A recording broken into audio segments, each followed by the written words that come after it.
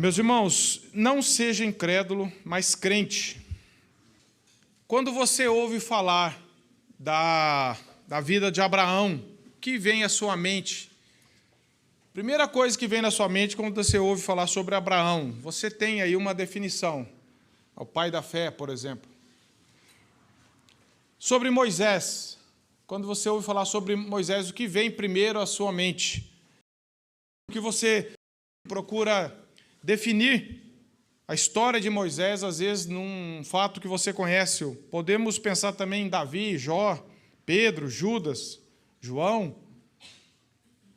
Nós sempre temos aquilo que nós julgamos conhecer alguém por causa de um fato, por causa de um acontecimento. E nós achamos que nós sabemos tudo aquilo por causa de um acontecimento. Abraão é conhecido o pai da fé, mas sabemos que ele também duvidou, teve medo. Davi foi chamado homem segundo o coração de Deus, mas nós conhecemos a história dele. Pedro, Paulo, Jó. E Tomé? O que vem na sua mente quando você lembra, quando você ouve a história de Tomé? Nós temos um problema, meus irmãos. Nós, nos nossos relacionamentos também, nós às vezes rotulamos e definimos as pessoas por algo que nós sabemos dela ou por um erro que tiveram. E nós relacionamos, essa pessoa é assim, aquele fulano é assim, aquilo é assim. Nós procuramos, às vezes, definir por um fato. Esquecemos de ver, às vezes, o trabalhar de Deus na vida das pessoas. Sim, se você pensou em Tomé como aquele que foi incrédulo, você acertou. Realmente, a Bíblia fala isso. Ele foi resistente em crer, nós vamos ver isso. Mas, meus irmãos, a história de Tomé, que nós vamos ler aqui, o único ensinamento dele não é esse. Nós vamos tentar tirar vários outros princípios da palavra de Deus no ensinamento que nós vamos ler do texto da palavra de Deus. Queria que vocês abrissem no Evangelho de João, capítulo 20, versos 19 ao 29. Esses versos 19 a 29, eles estão dentro do contexto imediato, que é o capítulo 20, que fala da ressurreição de Jesus. Breve resumo aqui do versículo 20 ao 10. Nós vemos que no primeiro dia da semana, no domingo, Maria Madalena tinha ido ao sepulcro. Jesus tinha sido morto. E ela foi ao sepulcro ainda de madrugada para ver o corpo de Jesus. Quando ela chegou lá, a pedra estava removida. Verso 1. E aí ela, assustada, confusa, não entendeu, correu e foi ter com Pedro e o outro discípulo, que era João. E ela chegou gritando: tiraram a pedra e não sabemos onde colocaram o corpo de Jesus. Pedro e João saíram correndo de onde estavam e foram até o sepulcro. Diz o verso 4 que ambos corriam junto, mas João, acho que treinava a corrida, chegou primeiro que Pedro. João chegou primeiro, diz lá que João chegou primeiro. Correu mais depressa, diz o texto, verso 4, do que Pedro, e chegou primeiro. Só que João tinha um temperamento diferente de Pedro, então João chegou primeiro, mas não entrou. Ficou olhando, meio... Vamos ver primeiro, que eu não vou entrar nesse lugar, nesse sepulcro assim não. E diz que ele abaixou, verso 5, viu os lençóis de linho, mas não entrou. Pedro chegou depois e entrou primeiro. Esse é o Pedro que a gente conhece, Pedro chegou depois e já chegou e entrou. Aquele que saiu do barco, foi andando, aquele que cortou a orelha de mal, que chegou chegando, que nem a gente usa essa expressão, Ele também viu os lençóis. Verso 7, o lenço que estivera sobre a cabeça de Jesus, que não estava com os lençóis, mas deixando num lugar à parte. Então entrou também o outro discípulo. João falou: já que Pedro entrou e está vivo, vou entrar também. Chegou primeiro e entrou. E aí, diz o texto, verso 8, o que chegara primeiro ao sepulcro, que foi o caso de João, viu e creu. Pois não tinham ainda compreendido a Escritura, olha o verso 9, que era necessário ressuscitar ele dentre os mortos e voltar os discípulos outra vez para casa. Ou seja, nós já vemos aqui que nós achamos que os discípulos eram a elite do cristianismo, Entendia tudo, pegava as coisas rápido, os que tinham a fé maior. E a gente vai ler a história dos discípulos, a gente vê isso aqui. incredulidade, confusão. Jesus estava andando com eles, explicando para eles, eu vou dar minha vida, eu vou morrer, eu vou ressuscitar. Tá bom, na hora que aconteceu, eles não entenderam. Tinham medo, incredulidade. Porque a Bíblia não fala da grandeza de homens, ela fala da grandeza de Deus. Não é para contar a história de como os homens eram bons, é para contar a história de como Deus é misericordioso, apesar de nós. Então, dentro desse contexto, Maria Madalena, no verso 11, permanecia junto à entrada do túmulo chorando, mas não era de alegria. Ela não estava chorando porque Jesus ressuscitou. Ela estava chorando porque não achou o corpo de Jesus, que ela queria pegar o corpo de Jesus. Enquanto ela chorava, ela abaixou-se, verso 11 eu estou lendo, irmãos, olhou para dentro do túmulo e viu 2 anjos vestidos de branco sentados, onde o corpo de Jesus fora posto, um à cabeceira, outro aos pés. Verso 13, então eles, os anjos, lhe perguntaram, mulher, por que você chora? Ela respondeu, porque levaram o meu Senhor e não sei onde colocaram. O que ela está querendo dizer? Roubaram o corpo de Jesus. Eu vim ver Jesus e não está aqui. Quem que fez isso? Né? Ela achou que a violação de túmulo é antigo, né? Tendo dito isso, verso 14, voltou-se para trás e viu Jesus em pé, mas não reconheceu que era Jesus. Ela estava chorando, olhou para trás, viu Jesus, não reconheceu. Aí Jesus, no verso 15, pergunta, mulher, por que você está chorando? A quem você está procurando? E ela diz, eu acho que esse é o jardineiro que cuida daqui. Ou ele pegou o corpo de Jesus, ou ele sabe, porque não tinha câmara, né, irmão? Câmara de vigilância não existia. Eu vou perguntar para ele, ou ele pegou o corpo de Jesus, ou ele sabe quem foi. E aí disse que ela, supondo ser ele o jardineiro, verso 15, respondeu, Senhor, se tu tirasse, diz-me onde puseste e eu o levarei. E aí, meus irmãos, verso 16, disse-lhe Jesus, Maria. Ela, voltando-se, lhe disse em hebraico, Rabone, que quer dizer mestre. Ou seja, meus irmãos, ela não reconheceu Jesus pelo timbre de voz. Quando Jesus fala, ele se revela. Quando ele falou Maria, na hora caiu a ficha dela. Eu falei, eu estou conversando com ele e não estou sabendo que era ele. E diz o texto que ela só falou Maria, e ela já falou mestre. Ela falou assim, o que está acontecendo? Eu estava procurando o corpo, agora eu estou falando com ele. E aí recomendou-lhe Jesus, não me detenhas, porque ainda não subi para meu pai, mas vai ter com os meus irmãos, e ele disse, subo para meu pai e vosso pai, para meu Deus e vosso Deus. Então saiu Maria Madalena anunciando aos discípulos, eu vi o Senhor, e contava que ele lhe dissera essas coisas. Então, imagina a cena, ela estava falando com Jesus, não reconheceu. Jesus falou, ele se revelou ali na hora para ela, e ela viu, e ela voltou correndo para falar para os discípulos, eu vi o Senhor. E contou que ela chegou lá, que a pedra não estava mais lá, que ela pensou, ela contou tudo isso que a gente leu para eles. E agora os versos 19 ao 29, meus irmãos. Vamos ler. Acompanhe aí. Ao cair da tarde daquele dia, o primeiro dia da semana, trancadas as portas da casa onde estavam os discípulos, com medo dos judeus, veio Jesus, pôs-se no meio deles e disse-lhes, paz seja convosco. E dizendo isso, lhes mostrou as mãos e o lado. Alegraram-se, portanto, os discípulos ao verem o Senhor. Disse-lhe, pois, Jesus outra vez, paz seja convosco. Assim como o Pai me enviou, eu também vos envio. E havendo dito isso, soprou sobre eles e lhe disse, recebei o Espírito Santo. Se de alguns perdoardes os pecados, são-lhes perdoados. Se lhes retiverdes, serão retidos. Ora, Tomé, um dos 12, chamado Dídimo, não estava com eles quando veio Jesus. Disseram-lhe então os outros discípulos, vimos o Senhor. Mas ele respondeu, se eu não vir nas suas mãos o sinal dos cravos, e ali não puser o dedo, e não puser a mão no seu lado, de modo algum eu acreditarei. Passados 8 dias, estavam outras vezes reunidos os discípulos, e Tomé estava com eles.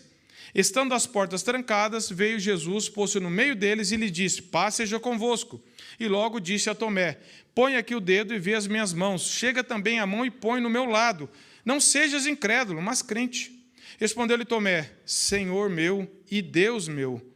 Disse-lhe Jesus, por que me viste e creste? Bem-aventurados que não viram e creram.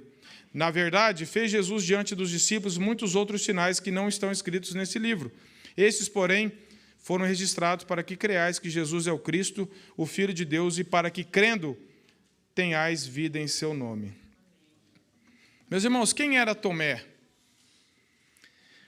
Tomé era um dos 12, também conhecido como Dídimo. Essa expressão Dídimo significa gêmeo, mas a gente não sabe nada sobre isso. Não sabemos muito onde Tomé morava, pode ter sido criado na Galiléia.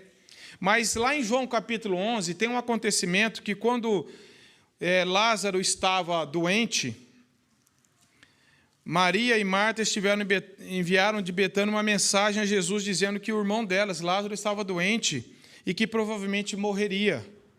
Jesus estava com a vida dele ameaçada por pessoas quando estava tentando ir para Betânia. Os discípulos tentaram impedi-lo. João 11, 8. Os discípulos pensavam que não era tão seguro para Jesus ir para lá.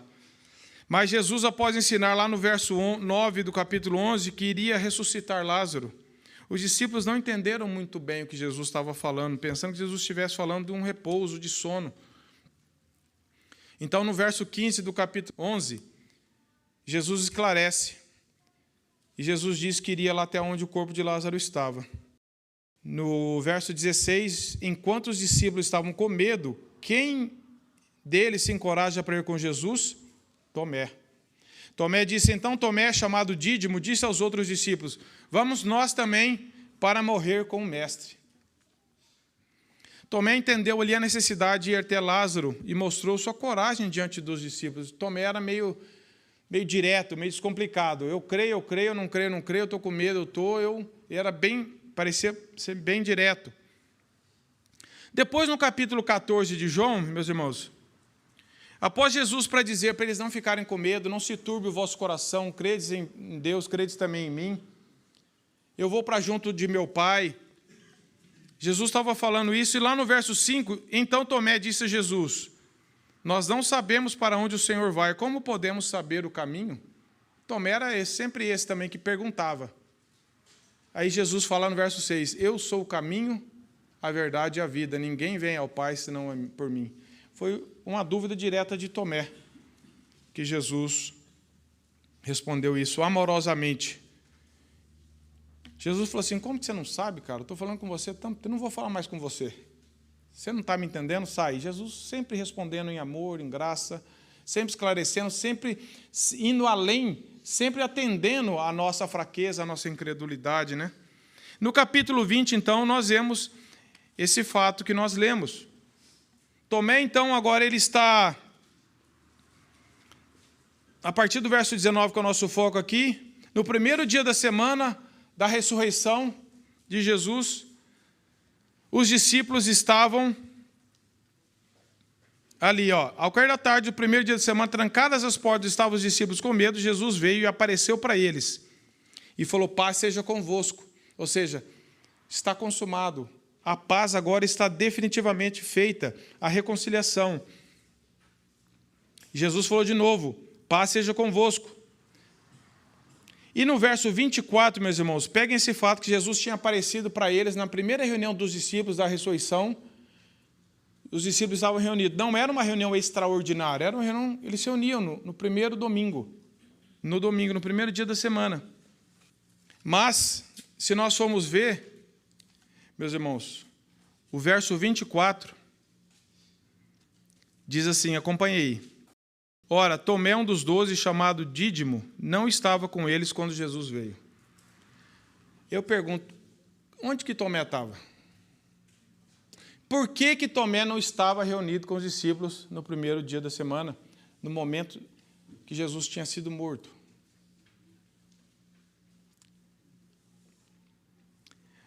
Onde que Tomé... Será que ele tinha alguma coisa mais importante para fazer do que estar reunido no primeiro dia da semana com os discípulos? Logo após a morte de Cristo?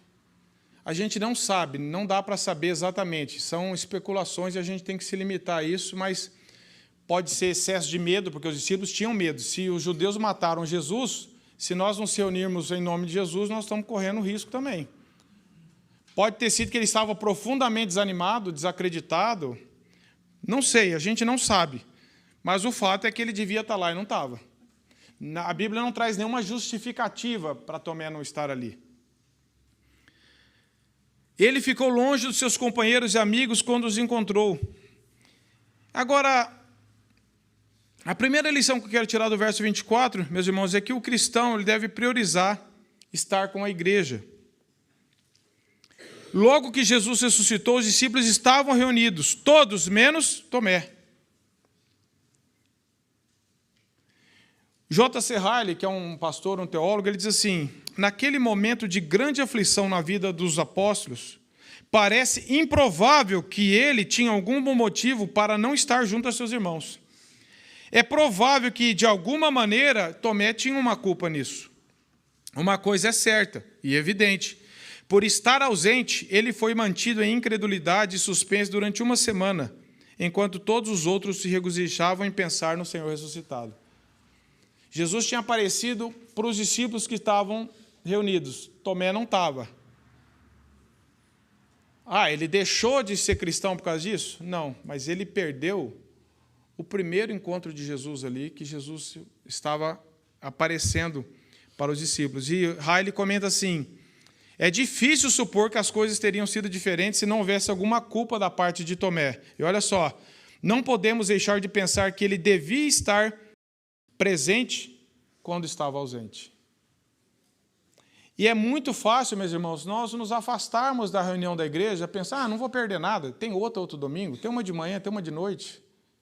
Sabe aquela história de que tem muito e você acaba desperdiçando? Qual que é o problema de eu faltar? Estou cansado, está chovendo, está frio, está sol. E a gente inventa desculpa para tudo, para não vir na reunião da igreja. E a gente arruma justificativo para tudo para ir em outro evento. Marca um churrasco. Se estiver chovendo, você vai? Claro que eu vou. Mas na reunião a gente é negligente, porque é uma luta espiritual para nós, como cristãos. Eu não tenho luta espiritual para ir no churrasco, mas para ir na reunião tem. Matthew Henry diz assim, meus irmãos: com a sua ausência, que nós não sabemos o motivo, ele perdeu a satisfação de ver o seu mestre ressuscitado e de compartilhar com os discípulos a alegria dessa ocasião. E aí Matthew Henry diz assim: observe que sabem o que estão perdendo aqueles que se ausentam descuidadamente das assembleias solenes dos cristãos. Não é assim, não posso faltar. Mas você, por que eu falto? Por que eu não vim? Qual que é a razão? Por que a igreja está reunida e eu não vou? Tenta pegar algum motivo justificável diante de Deus. Hebreus 10, 25, nós sabemos que lê assim: não deixemos de congregar como é costume de algum, né, Tomé? Só faltou colocar no final, né, Tomé? É no culto ao Senhor, ouvindo a palavra, cantando, orando e tendo comunhão com os irmãos, que nós somos fortalecidos, que somos edificados, confrontados.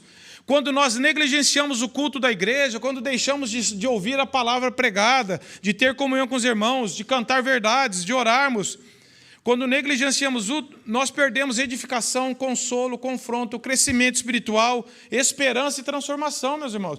Por que Deus instituiu a reunião da igreja? Isso aqui não é um evento social. Os discípulos não estavam reunidos socialmente lá. Vamos na casa de alguém hoje fazer alguma coisa. Eles eram discípulos de Jesus. A reunião da igreja, para muitas pessoas, é um evento social. Eu perco aqui, eu vou em outro. Nós precisamos resgatar que Deus tem um compromisso com a igreja. Sim, nós temos o nosso tempo individual com Deus. Nós temos o nosso compromisso pessoal com Deus em casa. Nós somos cristãos individuais também, no sentido de eu tenho responsabilidade e tenho comunhão com Deus. Mas nada substitui a vida da igreja. Nada substitui o nosso dever de estar com a igreja. Na igreja, além de nós ouvirmos a palavra, que já seria todo suficiente, Deus ainda nos confronta com edificação. Às vezes você encontra o irmão te edifica, te fala alguma coisa, te anima, te fortalece, te exorta, e você também faz isso. Não tem benefício nenhum faltar no culto da igreja. Fala um benefício de faltar no culto da igreja. Não tem, meus irmãos. Eu descansei. Pesa na balança. J.C. Riley diz assim: os sermões que desnecessariamente perdemos podem conter uma palavra preciosa em ocasiões oportunas para as nossas almas. Os cultos e as reuniões de oração das quais nos mantemos distante, talvez sejam as reuniões que poderiam confortar, fortalecer e vivificar os nossos corações. pouco imaginamos o quanto nossa saúde espiritual depende desses pequenos, regulares e habituais recursos e o quanto sofremos se não os aproveitamos. A pessoa faz a reunião da igreja, não vem na reunião de oração, só afasta. Aí depois fala, isso eu não sei por que eu estou desanimada, eu não sei por que eu estou na mesmice, eu não sei se é por que eu estou desanimado na vida cristã, ninguém me consola, ninguém me visita, ninguém isso. A gente sempre fica com essa autocomiseração. Mas Deus instituiu a reunião da igreja, nós sabemos, nós temos o dia aqui, e muitos de nós, meus irmãos, marcamos compromissos sempre conflitantes.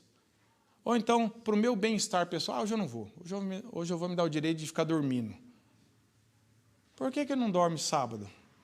Porque sábado eu quero acordar cedo para fazer outra coisa. Então, se a gente for ficar pensando, meus irmãos, nós não temos justificativa bíblica para nos ausentarmos da reunião da igreja. Não é um legalismo que se eu faltar eu não sou mais crente, mas é um compromisso de que se eu sou crente eu devo ir.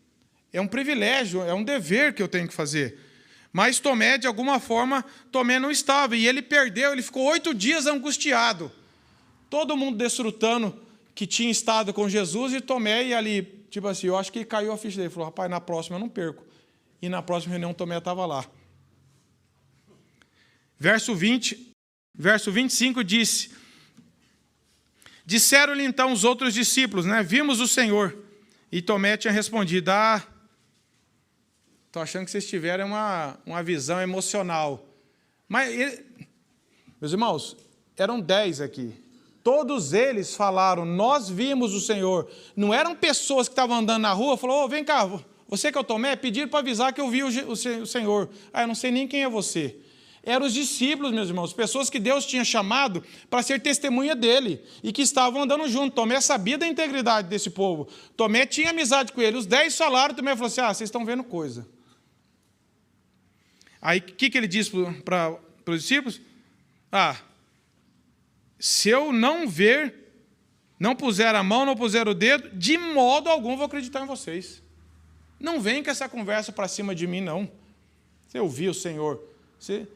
Meus irmãos, não foi assim, não era assim, um testemunho conflitante. Um falou que viu, o outro falou, pera lá, será que é ele mesmo? Todos falaram, nós vimos o Senhor. Não é assim, um falou que viu, outro não sei se era, pera lá. Todos falaram isso, pessoas que eram próximas de Tomé. E Tomé falou assim, eu não acredito que vocês estão falando, não.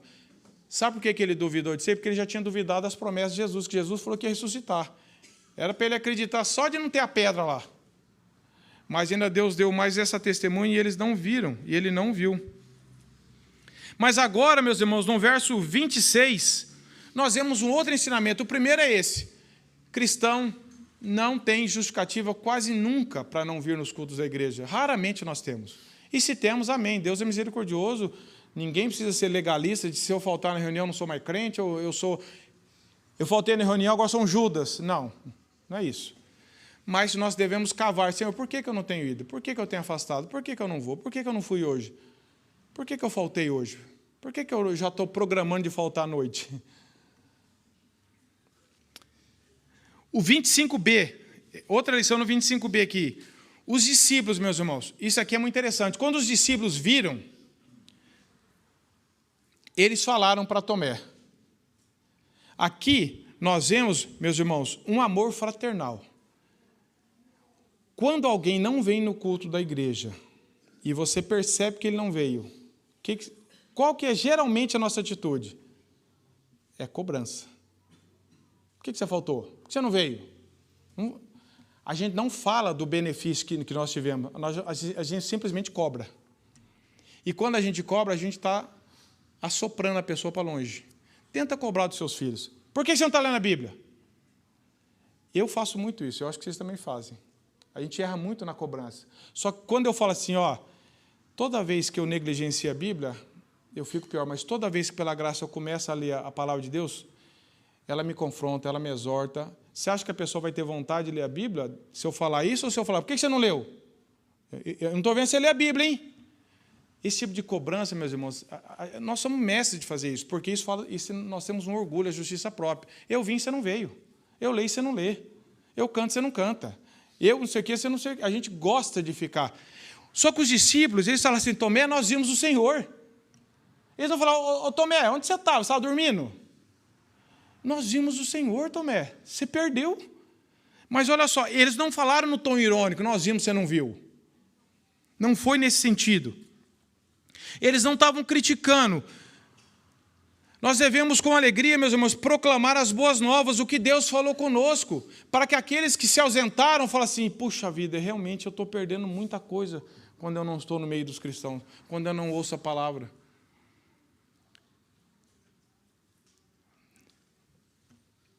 Matthew Henry traz um ensinamento importante que também diz assim, observe que os discípulos de Cristo devem se esforçar para edificar uns aos outros em sua fé mais sagrada, tanto repetindo o que ouviram aqueles que estavam ausentes, para que possam ouvi-lo de segunda mão, como também transmitindo o que sentiram e vivenciaram.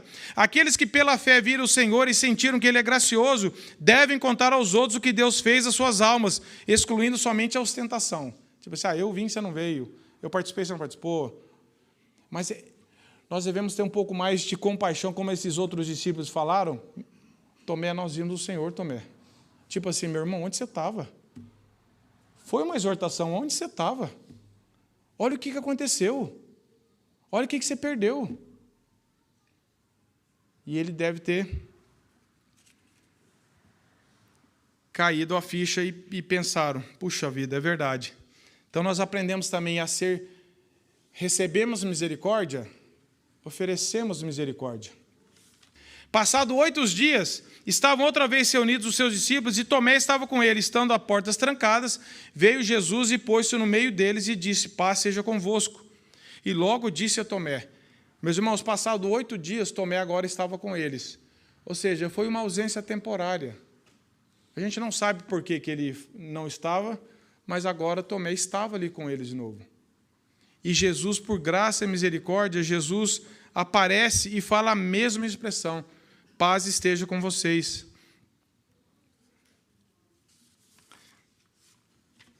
E aí ele diz, meus irmãos, verso 26, e logo disse a Tomé, observe, o que Tomé tinha falado para os discípulos? Tinha falado para os discípulos, se eu não ver, se eu não colocar a mão, se eu não puser o dedo, não tocar nele no lado, eu de modo algum vou acreditar. Ele tinha falado isso para os discípulos.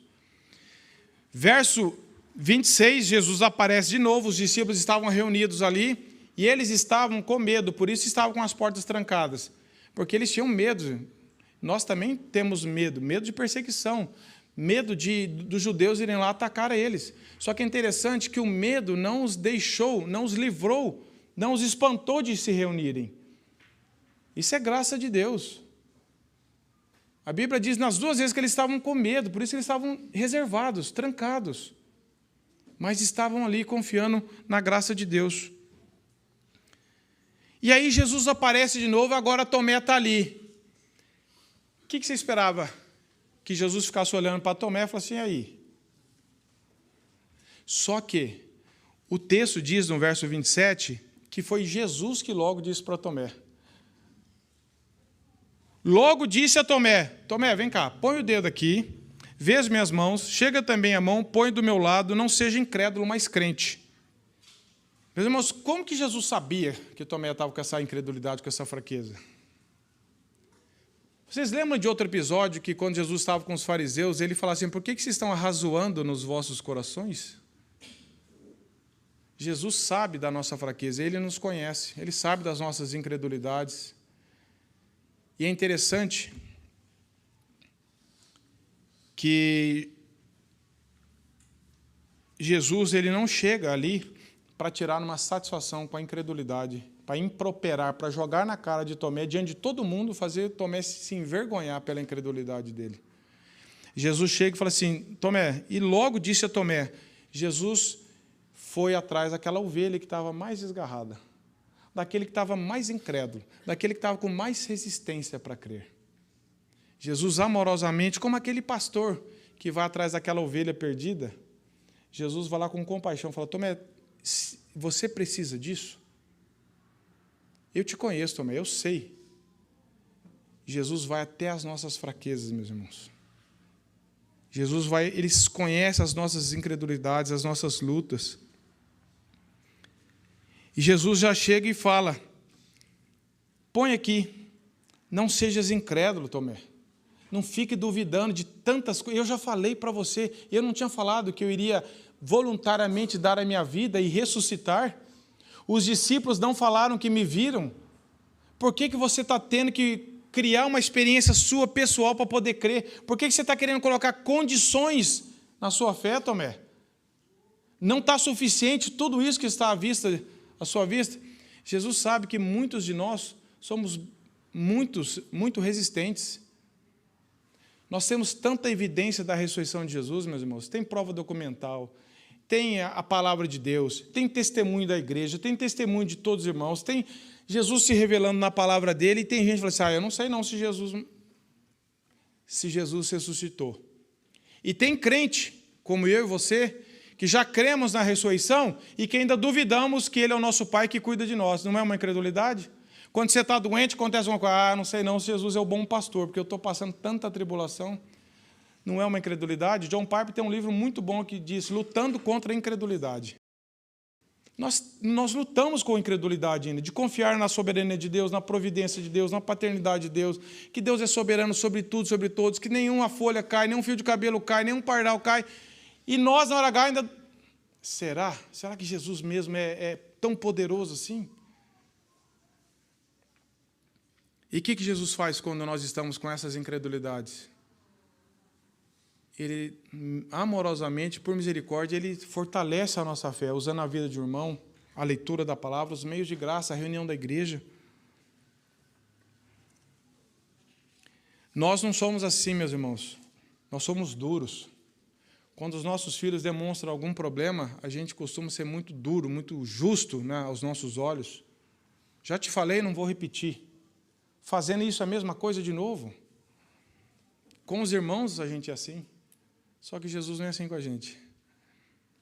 Jesus, ele trata com a nossa incredulidade, ele trata com a verdade, mas de forma tão amorosa, que se fosse depender da nossa reação, meus irmãos, já era para Jesus ter dado um strike em nós faz tempo. Falar, chega, vocês são muito...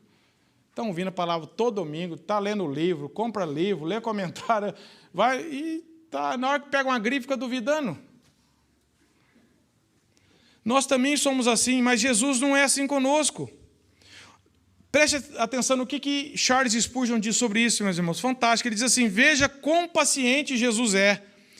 Se estivéssemos em seu lugar naquele momento, se tivéssemos morrido por essas pessoas, enfrentado a sepultura e ressuscitado por elas, teríamos ficado seriamente insultados e até mesmo zangado com os que se tivessem recusado a acreditar que havíamos feito por eles.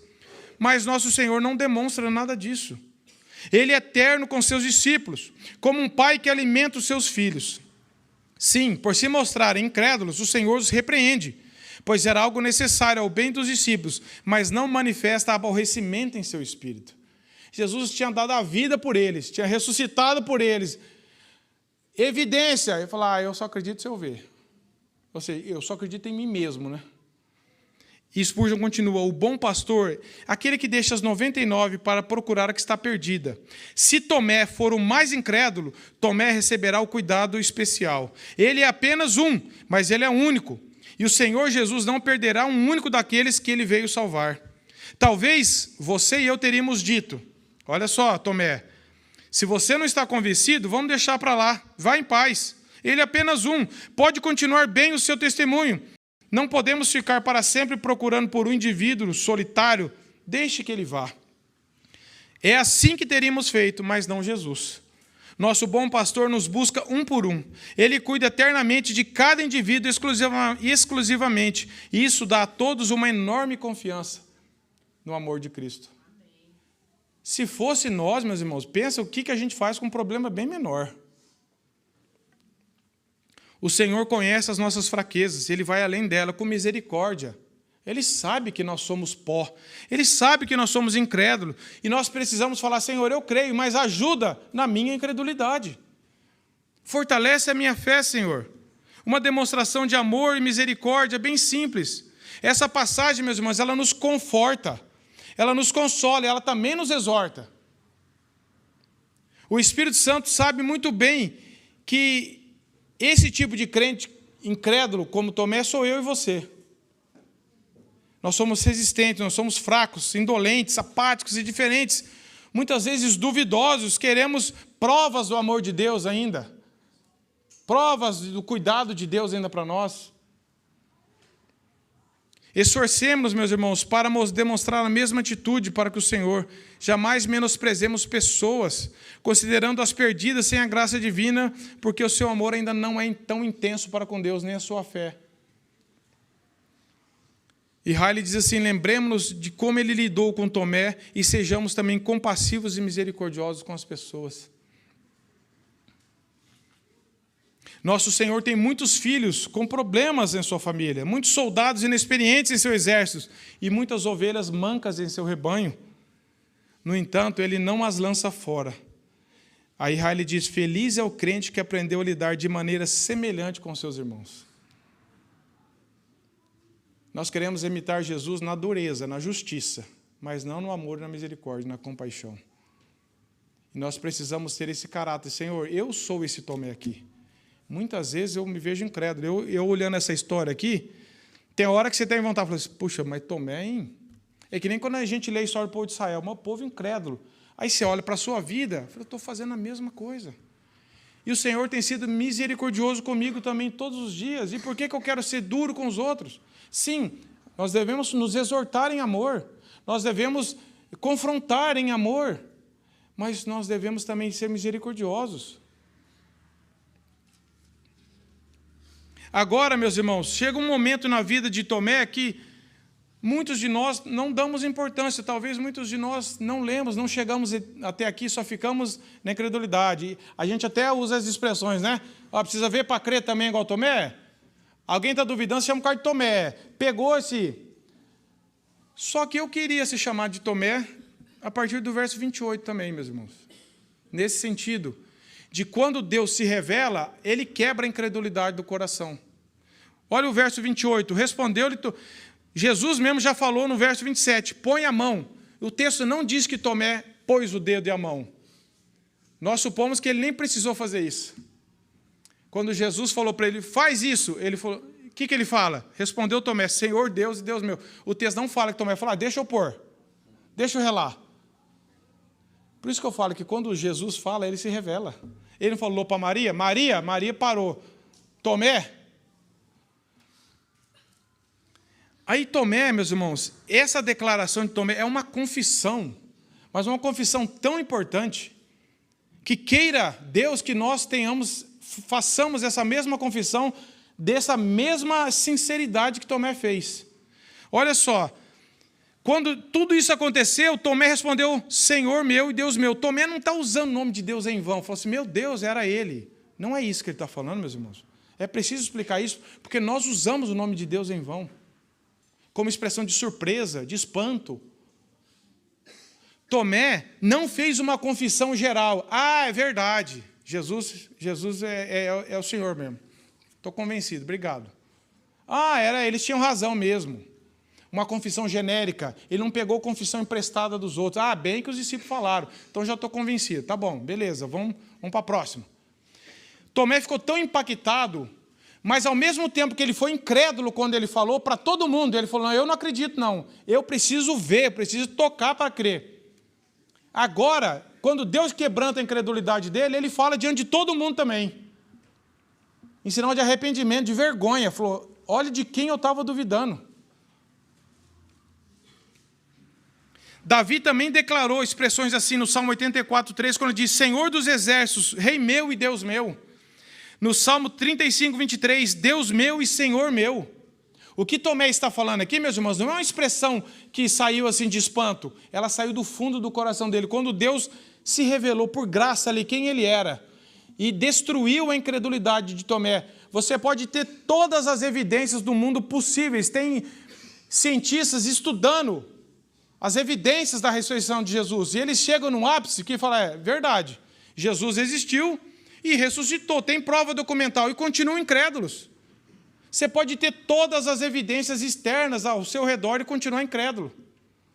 Quando Deus age no coração, não tem incredulidade que resista. A incredulidade de Tomé foi destruída, desmoronou. Aquele homem que tinha falado no capítulo 11, vamos para morrer com Jesus. No capítulo 14, Senhor, eu não estou entendendo o que está acontecendo. Jesus ressuscita, ele falta na reunião dos discípulos, duvida do depoimento dos outros discípulos. Agora, quando Jesus fala com ele só fala duas expressões: Senhor meu e Deus meu. Mas que significam, meus irmãos, tanta coisa. Ele está dizendo, o Senhor é o Deus encarnado, é o Filho de Deus. É o Deus que se fez homem. É Jesus Cristo, o Salvador. Não é um grande mestre, não é um bom filósofo, não é alguém que superou as adversidades. O Senhor é o Deus encarnado. Agora, não é só um Deus, é o Deus meu, o Senhor é meu Deus. Ele está se colocando debaixo do senhorio de Cristo. Ele está falando assim, um Deus que é Senhor. O Senhor, além de ser Deus, o Senhor também é o meu Senhor. Não é só um Deus criador, porque você pode até acreditar num Deus criador, mas se você não crê num Deus redentor, você não é cristão. Você tem que crer, não é só, deve ter um Deus criador. Esse Deus criador é o Deus redentor, que morreu para dar a vida por mim. Ele é o meu Deus. Ele é o meu Senhor. Não é uma expressão egoísta. Ele está falando, Senhor, aquilo que eu estava duvidando por hora, o Senhor é o meu Deus, o Senhor é o meu Senhor. Tomé não fingiu crer quando ele não cria. É interessante isso. Todo mundo falou, é bom eu falar que eu sou crente também, porque tá todo mundo. É bom eu falar que eu vi Jesus, que todo mundo está falando que viu, eu vou ficar por fora. Ele falou, não. Ele foi incrédulo, mas foi sincero. Sinceramente errado. Ele não falou que cria só porque os outros estavam crendo. Talvez ele foi muito orgulhoso em não acreditar nas evidências, só que quando Jesus se revelou a ele, que orgulho que existe, que incredulidade que existe. Por isso que nós devemos orar pelas pessoas que quando Deus se revela, meus irmãos, aquele que você fala que é o mais incrédulo, que está pedindo o sinal toda hora, ele cai diante da graça de Deus. Não há quem resista. Tomé não falou assim, tá bom, agora que eu vi que é verdade, ele está trazendo uma expressão de confissão, de arrependimento, de fé em Jesus. O Senhor é o Deus, Criador, Redentor, mas é o meu Deus, eu creio no Senhor. O Senhor é o meu Senhor. Não é aquele que crê que é Senhor do universo, mas não é Senhor da minha vida. O Senhor da minha vida também. E aí eu pergunto, qual que é a sua confissão a respeito de Jesus? Quem que é Jesus para você? Você ainda está tão incrédulo que você está pedindo prova para Jesus, se é verdade, se Jesus morreu, se ressuscitou, se Ele é Deus, se só Ele é o caminho, a verdade e a vida. Se vai que... Tem tantas evidências, meus irmãos. Nós temos a Bíblia, o livro mais atacado até hoje, está preservada para nós. Nós temos o texto que o Parolin leu de 1 Coríntios 15, que fala ali quantas testemunhas, conta desde a ressurreição de Jesus. Nós temos e as evidências internas que só o cristão tem, que é o Espírito de Deus que testifica em nosso coração. Ore a Deus, Senhor, eu não quero ser incrédulo como Tomé, que de natureza todos nós somos. Senhor, quebranta o meu coração, eu não preciso pedir mais sinal nenhum, eu não preciso ver mais nada, eu só preciso crer no que já existe, no que o Senhor já fez na cruz, na Tua palavra. Senhor, tira a minha incredulidade. Eu também quero falar do fundo do meu coração, o Senhor é o meu Deus, o Senhor é o meu Senhor. Porque você pode repetir essa expressão. É fácil falar assim, vamos repetir, Senhor Deus meu. Todo mundo repete, mas Deus sabe se é verdade ou não. Não é só repetir, não é, então se eu falar igual Tomé, não é falar igual Tomé. Deus sabe se isso está vindo de um coração cristão ou não. Porque lá em 1 Coríntios 12, diz assim, ninguém pode dizer Senhor Jesus senão pelo Espírito Santo. Dizer com realidade, você pode dizer.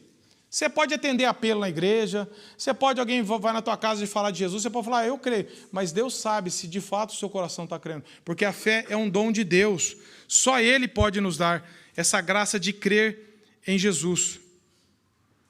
Mateus 16, 17, naquele caso de Pedro, Jesus falou assim, quando Jesus estava falando assim, quem o povo diz que eu sou? Todo mundo, um diz que é Elias, outro diz que é os profetas, aí Pedro fala, tu és o Cristo, o Filho do Deus vivo. O que Jesus fala para ele? Nossa, você é diferenciado, hein, Pedro? O que Jesus fala? Capítulo Mateus 16, 17. Então Jesus lhe afirmou, bem-aventurado é você, Simão Bar-Jonas, porque não foi carne nem sangue que revelaram isso a você, mas meu Pai que estás no céu. Só o Espírito Santo pode tirar essa incredulidade do nosso coração. Se você ainda não crê em Jesus como teu Senhor e Salvador, se você ainda tem essa incredulidade, que todos nós nascemos com essa incredulidade, peça ao Senhor que se revele a você, Senhor, tira essa minha incredulidade. Eu quero crer de verdade no Senhor, que o Senhor é o meu Deus e o meu Senhor. Se você já foi alcançado por essa graça, você ainda luta com uma certa incredulidade na hora difícil da vida, como eu. Oremos, Senhor, me dê cada vez um coração mais crédulo diante do Senhor, que eu não duvide do seu amor, da sua misericórdia, de quem o Senhor é. O Senhor deu o seu Filho por mim, por que eu tenho dúvida de que o Senhor vai continuar cuidando de mim? Por que eu entro tão desespero? Por que eu fico tão ansioso, tão aflito, tão abatido? Porque eu tenho sido incrédulo, Senhor. Me perdoa. E aí, meus irmãos, Jesus disse, porque me viste e creste, bem-aventurados que não viram e creram. Jesus não está elogiando a dúvida de Tomé. Ele está dizendo assim, muitas pessoas viram Jesus também e não creram. E muitos não viram Jesus e vão crer. Você viu Jesus? Eu não. Mas nós cremos? Sim, pela graça de Deus. É o Espírito Santo. E aí diz que o objetivo desse evangelho, verso 30 e 31, diz que Jesus fez muitos outros sinais que não estão escritos nesse livro. Esses, porém, foram registrados. Qual que é o objetivo de Jesus ter feito esses milagres? Qual que é o objetivo da palavra de Deus? Olha só, não é para que a gente saia daqui com alguma informação na cabeça, mas para que creiais que Jesus é o Cristo, o Filho de Deus, e que para que crendo tenha vida eterna. Então a pergunta é, quem é Jesus, meus irmãos? Qual é a sua confissão a respeito de Jesus? Você ainda tem um coração incrédulo? Todo mundo ali está crendo, mas eu duvido. Eu tenho o meu jeito de crer. Eu preciso de ver isso, eu preciso de passar por isso, eu preciso disso, eu preciso daquilo. Não é suficiente a palavra de Deus? O fato histórico de Jesus ter morrido e ressuscitado na cruz? O depoimento, o testemunho da igreja nesses 2000 anos? Nós temos que orar, Senhor, tira essa incredulidade do meu coração e eu quero, pela Tua graça, crer que Jesus é o Cristo, o Filho de Deus, para que, crendo nisso, de verdade, que é uma obra do Espírito Santo, eu possa ter a vida eterna.